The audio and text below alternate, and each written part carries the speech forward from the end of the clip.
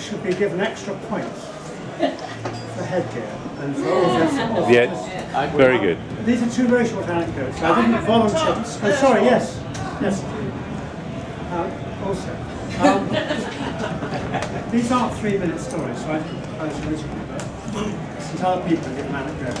The first is when I was a very young researcher, my first project. It was a placement test for a new dog food. And we had a national sample of dog owners of various kinds who were interviewed before about their dogs and their food, and qualifying dog owners were given some samples of different dogs. And this was for a big American company that was going to enter the UK market. And we left this food with dog owners for I think it was a week or 2 weeks, I can't remember. And then the interview went back with a questionnaire and obtained information on what had happened.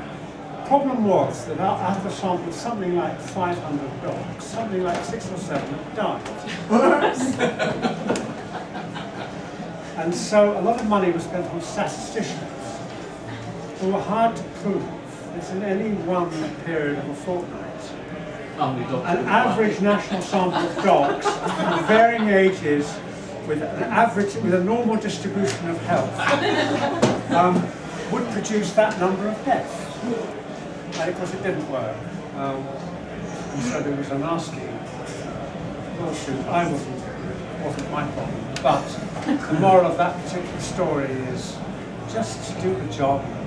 Don't worry too much about the other stuff, because somebody else will have to pick up on You kill along the way. Sleeping all night. And the other story is second hand. But I heard the story from more than one person.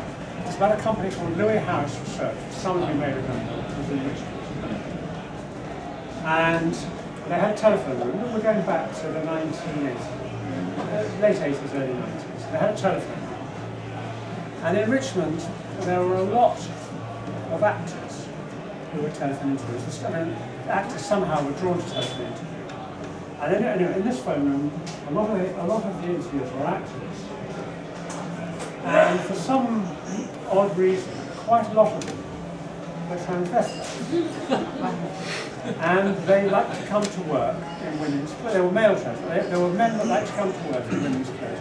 And this was fine. It was a tolerant and relaxed establishment that really minded about people coming to work and doing telephone interviews as men dressed in women's clothes.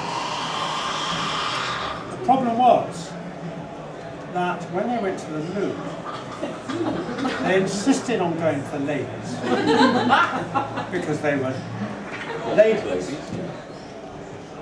but they left the seat up. And I leave you to work out the moral of that.